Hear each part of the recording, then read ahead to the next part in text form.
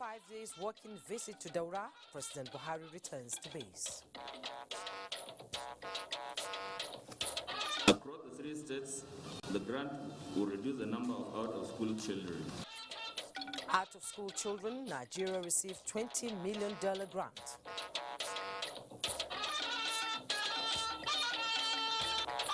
Plus, Senate President lists recipe for national development. The strategic leader will be tasked to no end to be ingenious and solution-driven. Hello and welcome to NTA Network News. We are reaching you live from Abuja. I am Jummai Yusuf. Reading with me tonight, Dotun is in Lagos and Mina will join us later from our Enugu Network Center. It's a pleasure to have you join us. We'll begin with the presidency. President Muhammadu Buhari is back in Abuja after a 5-day official visit to Daura, Katsina State. State House correspondent Adamu Sambo reports that the president was received on arrival at Nnamdi Azikiwe International Airport by his Chief of Staff, Professor Ibrahim Gambari, and the Minister of the FCT, Mohammed Musa Bello. Others were the Inspector General of Police, Mohammed Adamu, Director General Department of State Services, and other senior government officials. While in Daura, President Buhari flagged off the membership registration and revalidation exercise of the APC. The exercise now taking place simultaneously in all the electoral wards across the 36 states of the Federation, and the FCT is aimed at improving the support base of the governing party nationwide. Senior Special Assistant to the President on Media and Publicity, Garba Shehu, speaks more on the significance of the exercise. Something is happening in the country today which has not been witnessed in the history of this country's democracy. There's a big vision, major principle behind what the president has led the party into doing. The president and the leadership of the party are giving back the party, are giving it back to the people. Look, this country's politics has been a top-bottom thing. Instructions came from the top, and people were directed as to what to do, who to choose, who to vote for. We are reversing that process. The people, the masses of our people, at the bottom of the ladder. They have been empowered, they are being empowered to generate the energy that will produce leadership up to the national level. So as the president said, you can no longer look to Abuja or government house for ticket, no more free ticket. Go to the people, you get it there. So why did the president go home? It is because it's a major development. I don't want to call it a revolution, but it's something very close to that. And I think that Nigerians need to appreciate the significance of what the APC is doing. Democracy is a government of the people, by the people, for the people. APC is saying, okay, we're giving back ourselves to the people. Now, ahead of African Union elections scheduled to take place during the 58th summit in Addis Ababa, heads of state and government of the ECOWAS community have gently conceded the position of AU Commissioner for Peace and Security to Nigeria. Similarly, on the request of President Muhammadu Buhari, the next chair of ECOWAS has been allocated to Senegal, among 2 other contending countries. Vice President Yemi Osinbajo represented the president at the virtual extraordinary meeting chaired by ECOWAS chairman and Ghana President Nana Akufo-Addo. Both Minister of Foreign Affairs Geoffrey Onyema and the Minister of State Ambassador Zubairu Dada spoke to House correspondent Jide Onifade after the meeting. Ghana had a candidate for deputy chair of the organization. Burkina Faso had a candidate who is an incumbent to let our candidate go through for the same commissioner position, and about 3 or 4 other countries also had commissioners candidates for these positions. And because of the huge respect they have for Mr. President, they all today stood their candidates down. Now, ordinarily, West Africa should have 2 candidates, right? But one must be male and one must be female. So the whole slate has been cleared just for Nigeria to go and for ECOWAS countries to support Nigeria. We must appreciate what it is that we have. because others do appreciate that we have so much to offer. And yet we continue to run our country down. We tend to underrate ourselves, we underrate our capacity. What this is telling us is that we must be patriotic, we must take Nigeria to a level higher than it is. Leadership problem, perhaps the most cited reason for underdevelopment in Africa, was revisited at the National Defense College Course 29 lecture series. President of the Senate, Ahmed Lawan, drew the attention of leaders in Nigeria, especially the participants, to the need for national peace and unity through strategic leadership. Ignatius Unko reports. President of the Senate, Ahmed Lawan, was invited to share his leadership experience with the National Defense College Course 29 participants as guest lecturer. The focal point was on strategic political leadership and its derivatives. The strategic leader will be tasked to no end to be ingenious and solution-driven. Drawing from his personal experiences at the National Assembly since 1999, he harped on harmony and unity of purpose among leaders as the greatest tool for national development. That as a country, Nigeria is heterogeneous. And as leaders, we must ensure that we weave the diversity into our strength, that we are able to create and sustain unity to engender peace and progress. Responding to some questions bordering on national economy, Senator Lawan supported a 5-year economic plan for Nigeria, fully mechanized agricultural sector, and the provision of more employment opportunities by the private sector.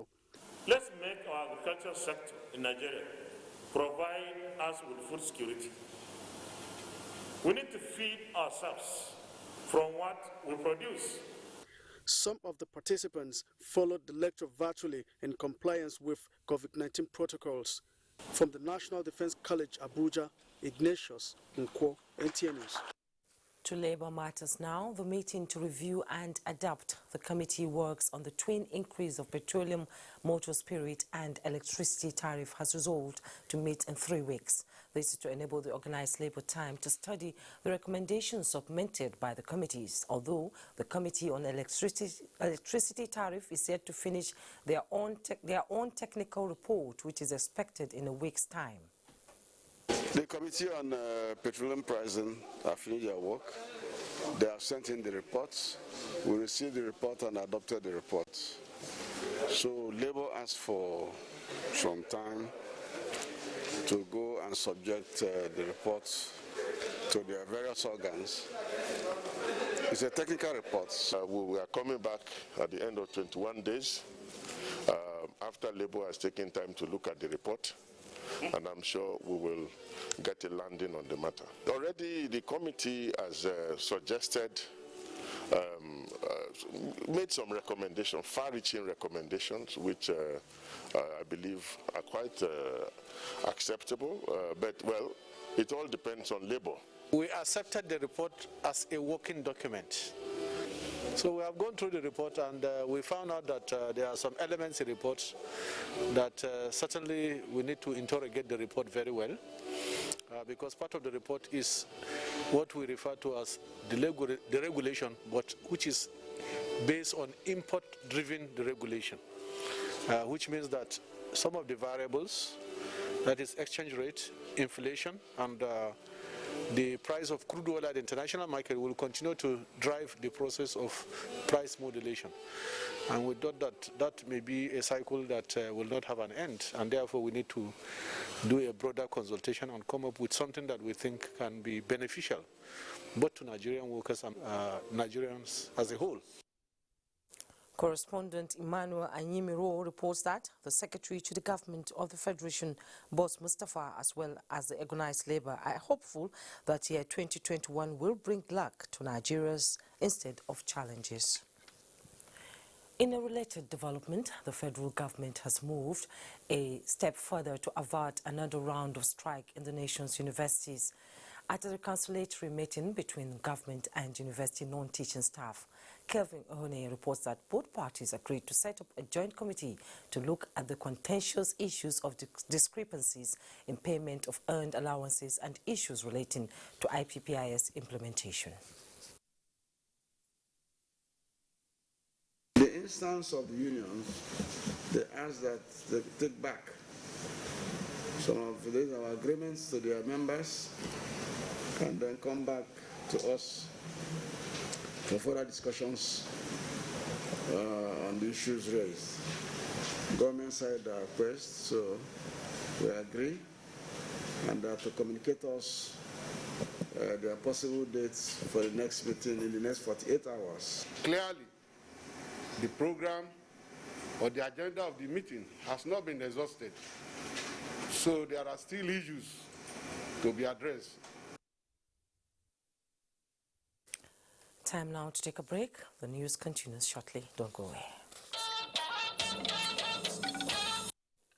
Thanks for rejoining us. Now, if you remember, tomorrow, 3rd of February, will make it 2 years since the helicopter crash involving Vice President Yemi Osinbajo during the 2019 presidential election campaign in Kogi State. Looking back now, State House correspondent Jide Onifade asked the Vice President how he feels about the incident 2 years after. This would have been the second anniversary of my passing on, but as God ordained it, it's actually the second anniversary of Thanksgiving and victory. So all one can say is I just thank the Almighty God for preserving my life and the life of 11 others who are with me. The Vice President also speaks on making sacrifices for the betterment of the country and its people. Absolutely, absolutely, absolutely. Everything that I believe that, I mean, look at soldiers and so many others who have laid down their lives for the country and for the good of the country. Our country is very well worth any kind of sacrifice. Our country is well worth it. And those of us who put ourselves forward for any kind of leadership must accept that, and that, our country is well worth it. Look at the number of young men and women every day, policemen, soldiers, civil defense people, even civilian joint task force, who put their lives on the line regularly for the safety and security of this country. I think that all of them, not only deserve our commendation, but they are also exemplars of what it is or how it is that we should relate to our country and whatever it is that affects our country. All of the sacrifice that is made is well worth it. A special care center for the State House community has been inaugurated. The center is expected to be upgraded to a COVID-19 testing laboratory. Again, State House correspondent Jide Onifade reports.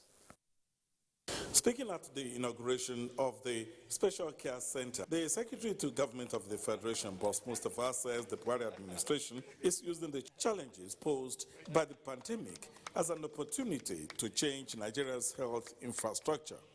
Nigerian health infrastructure must change for the good. That must happen. It has created problems for us. It has posed challenges. But let's use this opportunity and turn around our health infrastructure so that other pandemics will come in the future. We will not be caught with our pants down. He commends President Muhammadu Buhari for approving resources for new health infrastructure, noting that through the PTF, the 2021 budget made provision for the establishment of at least one oxygen production plant in all the states of the Federation, as well as a 10-bed intensive care unit. Boss Mustafa also speaks on the efficacy and safety of COVID-19 vaccines to be procured for Nigeria, stating that the federal government will continue to encourage Nigerians to get vaccinated. To Nigerians is that, yes, there are conspiracy theories all over the place, but we will do the best we can. And you have responsibilities as people come to you, as doctors, to explain to them that these vaccines are safe, they are effective, and they are for our benefit. Chief of Staff to the President, Professor Ibrahim Gambari, while inaugurating the special center, says as a center of excellence, people should be able to get the best from the facility. The fight against COVID-19 has to begin with the mindset. So the recognition that this is real, this is non-discriminatory, and we must respond to it together and in a very effective manner. The major thing is we want to be a COVID-19 testing center. Every week we test our staff in the office, the media people, the protocol people, the civil servants, the security people, everyone. It's a huge task. If we have a center deployed here for us to test directly, it makes it easier for Nigerians, they say, must do whatever it takes to protect themselves. Jide Onifate, NTA News. Thank you, Judy. Now, let's bring you up to speed with other reports. Following a court order to shut the popular UTC Mug Shopping Plaza and the Wise Market over breach of COVID-19 protocols, the commercial centers have remained closed as of Tuesday morning, with traders hovering around the vicinity. Abdullahi Ajia, who monitored the situation, however, reports that the traders are appealing for leniency from the FCT authority. The Area 7 shopping center here, popularly known as the UTC, and the one opposite it here, the Mock Shopping Plaza, are two commercial nerve centers in the nation's capital that provide serious economic ventures on a daily basis. As we speak, the security are here to ensure compliance of the court order given yesterday by a mobile court over failure to comply with COVID-19 protocols around these shopping plazas. The traders who were caught in the web of the law enforcement order were seen in clusters, lamenting and counting their losses as a result of the development. We have done wrong, The government is actually trying to help by saying wear face masks. There are some works that are pending in our shops here. And those works, there are times for those jobs to be delivered. Everybody have learned now. We have to abide it because it's our own good at stake. The Wuse Market is one of the commercial centers affected by the mobile court order yesterday to be shut down as a result of non-compliance to the COVID-19 protocols. As we speak this morning, security agents in their numbers are here to ensure compliance that nobody goes into the market. The situation at the Wuse Market leaves much to be desired as the traders loitered around the market. Anywhere there is non-compliance, in line with the law, in line with the presidential order, there will be punitive measures against that environment. And we are all in that agreement.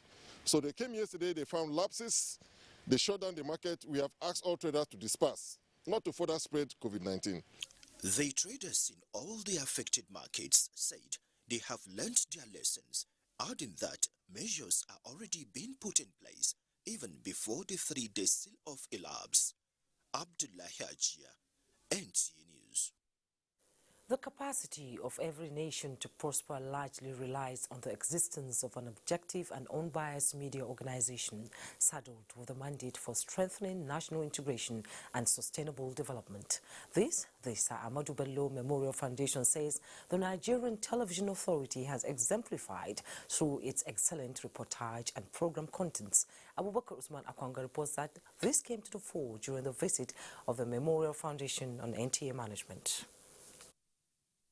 The generational impacts of the legacies of the late Premier of the defunct Northern Region, Sir Ahmadu Bello, fondly called the Sardauna Sakwato, is one that many desire leaders of today to emulate. And that is what the Sir Ahmadu Bello Memorial Foundation advocates to inspire present leaders, carry out community projects, and offer scholarships across northern states. On this visit, the foundation is seeking NTA's partnership to succeed. The organization being a former tool in projecting the corporate existence of Nigeria, we hope this partnership will deliver the desired results. Director General Nigerian Television Authority NTA Yakubu Ibn Muhammad, who appreciated the visit, promised to offer NTA platforms to all progressive organizations for the promotion of peace and development in the country. We should pay special attention again to the fight against the forces of disintegration.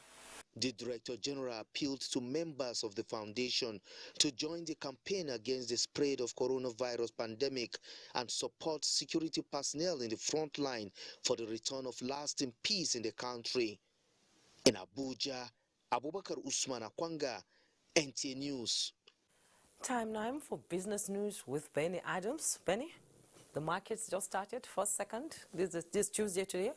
Is it bullish or bearish? What are we looking at? Well, the stocks are bearish, but there is hope that there's going to be a rebound, not just for the stocks, but also for oil demand globally. Hopefully. Sure. Welcome to Business News. The outlook for oil remains brighter in the non-Organization for Economic Cooperation and Development region, with demand estimated to rise by 3.3 million barrels per day to around 51.2 million barrels per day. The Secretary General of OPEC, Mohamed Sanusi Barkindo, made the revelation at the 48th meeting of the Joint Technical Committee meeting of OPEC in Vienna, Austria, citing the global economic growth forecast of 4.4% in 2021, which is a substantial shift from 4.1% last year. The OPEC boss said, despite the demand uncertainty caused by risks of more virulent variants of the coronavirus forcing extension of lockdowns, he is hopeful that 2021 will be a good year for overall demand. By nearly 8%, and the OPEC basket as well, also by 8% since the beginning of January. Demand for oil is now forecast at 95.9 million barrels a day this year, up 5.6 million barrels a day compared to last year.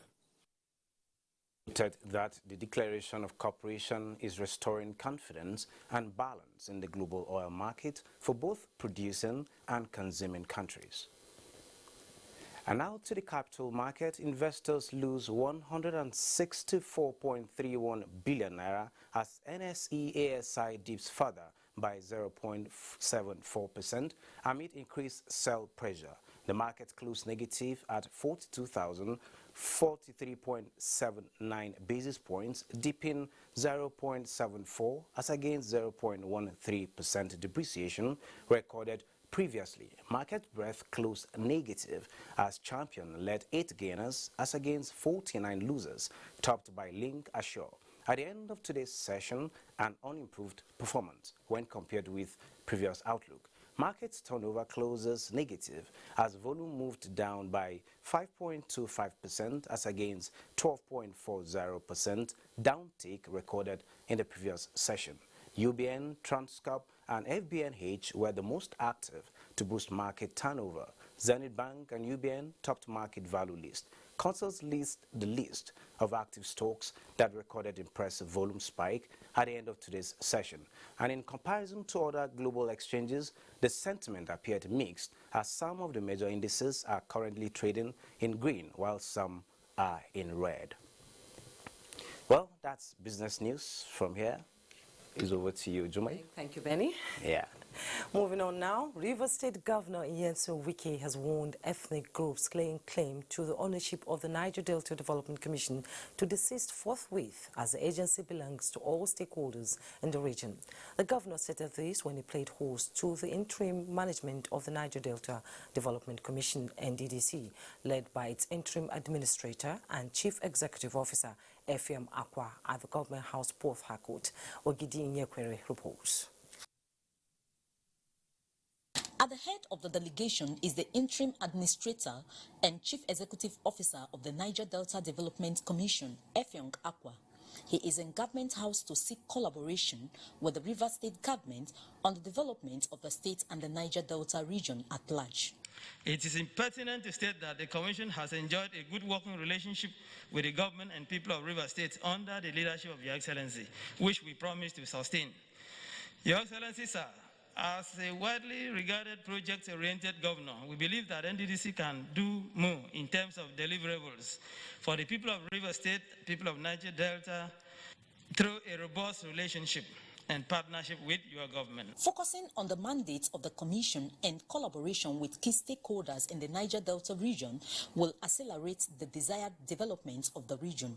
When you are firm and you are doing the right thing, you will see that even if they say you should go tomorrow, you will feel it because you are conscious. Will tell you, I've done the right thing. So the way you have started, if you continue this way, the governors of the Niger Delta will support you. Afterwards, the interim administrator and chief executive officer, Effiong Akwa, donated 6 waste disposal trucks to the Rivers State government as part of their corporate social responsibility, a gesture which the governor described as historic. Enjoining the interim management to also reach out to other state governments in the region. In Port Harcourt, Ogedinyekwe, NTA News. The federal government's desire to provide critical infrastructure in border communities across the country has begun to manifest. This follows the inauguration of power supply project in the Ikolaje community of Ipokia local government area of Ogun State by the Border Communities Development Agency. Yemi Delamo now reports on these and other projects of the agency in the state. For over 11 years, residents of Idiroko, a border community in Ipokia local government area of Ogun State, had been in darkness due to a faulty 11 kVA transformer in the community. The situation, no doubt, has affected economic activities in the community, which led to rural-urban migration of the youths. To reverse the trend and make electricity supply available in the area, the Border Community Development Agency, which has mandate to improve infrastructure within border communities, came to the rescue of the people through the provision of a new transformer. Our being here is to not only commission this project, but identify other needs of the community going forward. We are all happy to receive him, and we know he will do more for us because he has seen more of items we needed. The team, while in Imeko border community, assured the Onimeko of Imeko land, Oba Benjamin Olanite, and the residents that work on the proposed 4 acres land border market in Imeko will soon commence as the project was captured in the agency's 2021 budget. In Abeokuta, Yemi Dalimo, NTA News. And Dotun joins us from Lagos with the next set of reports. Hello, Dotun. It's good to see you. Thank you, Jummai. The National Drug Law Enforcement Agency, Murtala Mohammed International Airport Command, has arrested a suspect in possession of hard drugs weighing 3.30 kilograms. The suspect was nabbed on arrival from Sao Paulo on board Ethiopian airline. Abolade Salami reports. As drug peddlers continue to introduce various dubious means of trafficking cocaine and heroin into the country, the Drug Law Enforcement Agency has been serving as a brick wall to prevent the substance from gaining access into the country. I'm sure it must have been done in a small... Most surprisingly of this arrest is the manner in which the substance was concealed in embroidered polo shirts, which officers and men of the command discovered during clearance at the e-arrival lounge of the airport. He was intercepted by my officers, and he was taken for body scan, which was negative. But when his bag was searched, he cleverly concealed on pill test what we discovered to be cocaine, weighing about 3.30 kilograms. The suspect during investigation denied knowledge of knowing what was packed in the check-in luggage he alleged was given to him by his friend to deliver. Not selling the cloth, the arrangement was that this thing was for me to bring the luggage, and his family will call me to come and pick the luggage from me, that he bought clothes for his children and his wife and his family. The agency says it will not relent in its effort at eliminating drug trafficking in Nigeria. In Lagos, Abolade Salami, NTA News.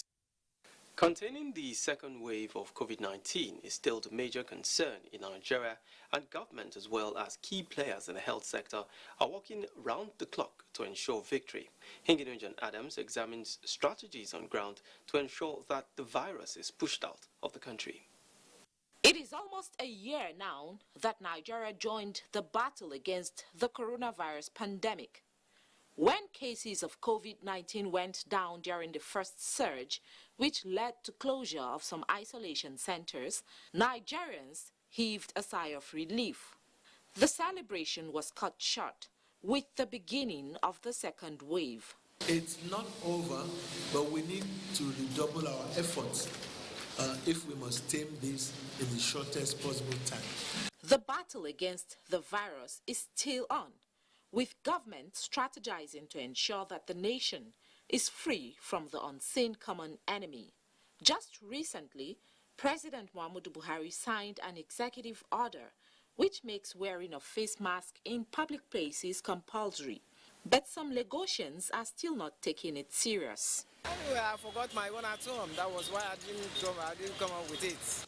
We need to look at our initial prevention practices, the non-pharmaceutical intervention.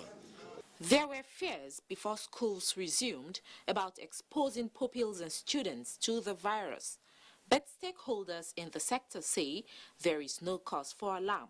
The Lagos State government has provided face masks for all the pupils and teachers. We have trained all our teachers. As the country continues to fight coronavirus, medical experts say enforcement of the recently signed executive order by the president is imperative in this journey. In Lagos, Hingino John Adams, NTA News. And that's it from here. We'll take a break. Network News continues shortly. You're welcome back. The Ministry of Education is not relenting in its quest to further slash the alarming figure of out-of-school children in the country. To further support these goals, the Minister of Education, Malam Adamu, officially flagged off the implementation of $20 million accelerated funding granted by Global Partnership for Education for Borno, Yobe and Adamawa states. Abdullahi Musa Sileja reports. For a long time, Nigeria has battled with a rising number of out-of-school children, which was more than 10 million. But recently, the Minister of Education at annual media briefing announced that the concerted efforts carried out between 2019 and 2020 successfully cut the figure down to less than 7 million. Although there are many factors responsible for this spike, it was, however, observed that insurgency in the northeast is another major cause for the out-of-school children in Nigeria. Now, 3 states in that region are targeted with $20 billion support. Across the 3 states, the grant will reduce the number of out-of-school children, establish robust teaching preparations, teachers' professional development and their recruitment systems, and also address protection issues. And it is our belief that together, through this partnership, all girls and all boys in the 3 states will be able to learn and become a positive influence on society. The number of out-of-school children in my state initially is up to 2 million, but this time around has reduced drastically to negligible number. In another development, the 2020 nomination interview for Commonwealth Scholarship and followership plan has been inaugurated by the ministry. We are competing with all other candidates from the 54 Commonwealth countries. No candidate should go to their governors and senators and all that to put pressure on the PAMSEC or on the minister. The program could not hold last year due to the global effect of the coronavirus. Abdullahi Musa Sleja, NTA News. The former chief of the Air Staff, Air Marshal Sadiq Baba Abubakar, has officially bowed out with a fly-out ceremony signaling the end of his tenure as Air Chief. Correspondent Naja'atu Tijani reports. In Air Force tradition, the fly-out ceremony pays compliment to the reviewing officer, in this case the former Chief of the Air Staff, Air Marshal Sadiq Abubakar. It is a way of recognizing his contribution and sending him forth with honor. With this parade, all is set for the 20th Chief of the Air Staff to formally fly out. I enjoin you all to extend the support you extended to me, or even more, to my successor, and urge you all to keep on giving your best in the service of our great country. From the time of the first Chief of the Air Staff, Colonel Gerhard Katz, the Nigerian Air Force has evolved to become a formidable fighting force under the leadership of indigenous air chiefs, including the outgoing one, Air Marshal Sadiq Abubakar, under whose leadership several strides were made. These include the training and winging of more than 130 pilots and deploying them to security hotspots, constituting 49% of air combat operations, the training of female aerial combat pilots, and the reactivation of redundant aircraft, among many other strides.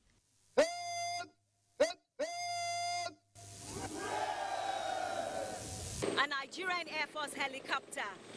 That helicopter right over there, preparing to fly out, the outgoing Chief of the Air Staff, Air Marshal Sadiq Baba Abubakar. Eyes are on the new Chief of the Air Staff, Air Vice Marshal Oladayo Amao, to see what he can bring to the table, building on the successes of his predecessors. Naja'atu Tijani, NTA News. Thank you, Najah. And please be a special documentary on the former Chief of Air Staff, Air Marshal Sadiq Baba Abubakar, comes up at 10:05 tonight. All NTA stations are advised to remain on the network service of the NTA. Let's now join Mina in Enugu for more reports. Hello, Mina. Hello, Jummai. Good evening and welcome to Enugu. Peace is made. APC Enugu State is now united, and a good foundation has been laid as a roadmap to 2023 takeover or win. This peaceful atmosphere brought together all senior stakeholders of the progressive family in Enugu State, including the Minister of Foreign Affairs, Geoffrey Onyama, this Monday to revalidate. Comfort Ayim was at the State Party Secretariat and also reports that the Senator Zingwina led a 7-man committee from the National Secretariat to the meeting.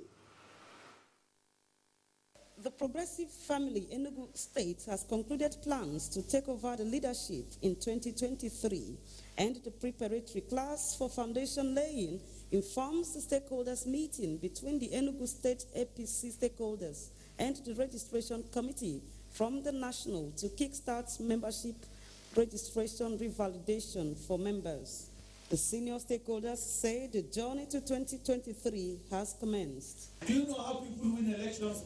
They win elections by first intimidating their opponents with their numbers and the quality of their numbers. And you have just done that. Let us all come together and we'll start at one step at a time and register as many people as possible. Registration is to be done at the polling units. It means that as INEC has in each polling unit maximum of 500 people. Committed to work together. There's nobody that can stop us. Sacrifice from supporters and sustainability of the existing unity and commitment they all solicit for, with plans to take registration to the polling units at the grassroots. As they say that unity, united we stand, and divided we fall. So what happened to us in 2019 election will never happen again. The people have therefore encouraged interested persons from 18 and above to come out en masse to join APC and be part of the change initiative. In Enugu, Comfort Ayim, NTA News. 2,800 women in Enugu State are to benefit from the federal government's special cash grant for rural women program. Flagging off the program in the state, the Minister of Humanitarian Affairs, Disaster Management and Social Development, Hajia Sadia Omar Farouk, says that the program is part of the federal government's strategy to alleviate the living standard of poor, vulnerable Nigerians. Susan Eze has a report.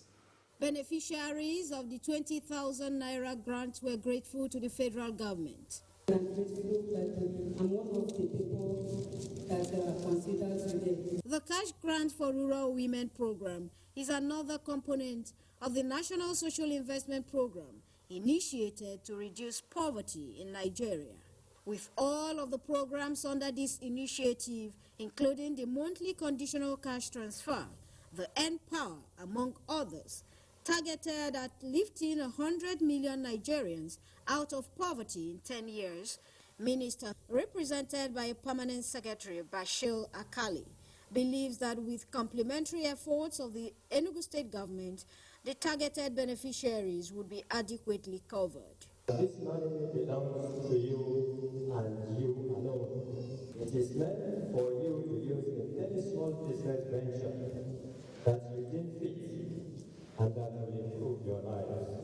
With several federal government intervention programs already under implementation in the state. The Enugu state government received the cash grant for rural women program with open arms.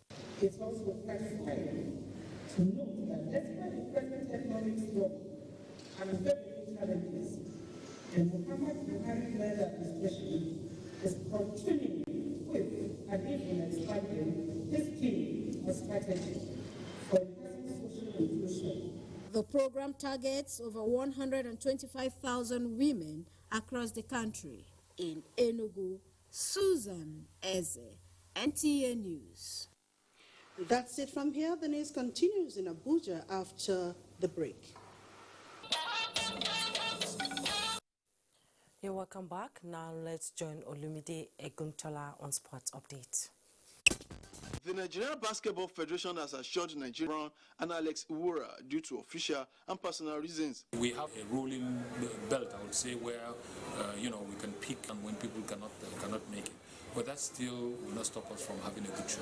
In another development, our foremost organizer of marathon and road races in Nigeria, Bukola Olokpade, have set 2nd of October 2021 date for the maiden edition of Abuja City International Marathon, with our telecommunication company and our financial institution set to be partners. In volleyball, Oloru Super Angels emerged champions of the maiden edition of Moro Abdurrahman Abdurazak Volleyball Super Cup Invitational Tournament held in Ilorin with a 3-1 victory over Niger Ravens of Minna at 25-17, 23-25, 25-21, and 25-18.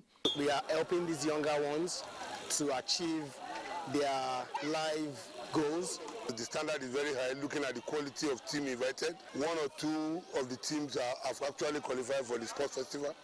We've taken the volleyball championship down to the local government. That means we are going back to the route where we're supposed to be now. These are our younger ones coming up. From Ekiti, members of Sports Writers Association of Nigeria, SWAN, join other sports journalists across the country to mark the 57th Nigerian Sports Journalists Day. They used the opportunity to enlighten athletes and officials on the need to always observe safety protocols against the spread of coronavirus, as they distributed stickers, posters, and flyers to further disseminate the message to members of the public. Do the needful, because only the healthy do sports. With Sports Update, Olumide Eguntola, NTA News. The death of former Minister of Information and Culture, Prince Tony Momoh, has been described as a great loss to the nation. President of the Senate, Ahmed Lawan, Speaker Femi Gbajabiamila, and Minister of Information and Culture, Lai Mohammed, joined other Nigerians to mourn the former chairman of the Congress for Progressive Change, who died at 81.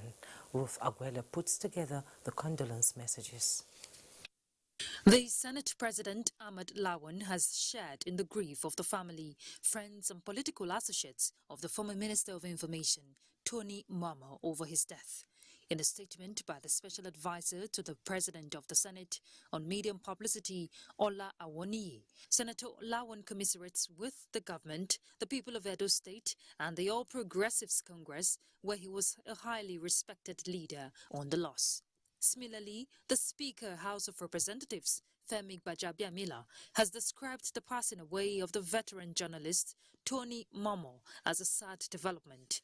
In a statement by his special advisor on media and publicity, Lanre Lasisi, the Speaker said Momoh would be remembered for his selfless service to his fatherland. Gbajabiamila said the APC chieftain was one Nigerian who contributed immensely to the development of the party and the country. In the same vein, Information and Culture Minister Lai Mohammed has lamented over the death of one of his predecessors, Prince Tony Momoh, and a chieftain of the APC, saying his demise has robbed Nigeria of a rare patriot and a respected elder statesman. In a statement, the minister said the former minister was a strong believer in Nigeria's ability to surmount its challenges to become a highly respected member of the Committee of Nations. Also, former Lagos State Governor Asiwaju Bola Tinubu has expressed shock over the death of former Information Minister Chief Tony Momoh. He described the late Momoh as a statesman, patriot, and exemplary journalist. In a condolence message by his media office, Asiwaju Tinubu said the late Momo was committed to the unity and progressive development of this country. They all prayed for divine comfort for his loved ones and the fortitude to bear his loss. And just before we go, please be informed that a special documentary on the former Chief of Air Staff, Air Marshal Siddiq Baba Abubakar, comes up at 10:05 tonight. All NTA stations are advised to remain on the network service. And that NTA Network News tonight. Thanks so much for watching. I am Jummai Yusuf. Do have a pleasant night.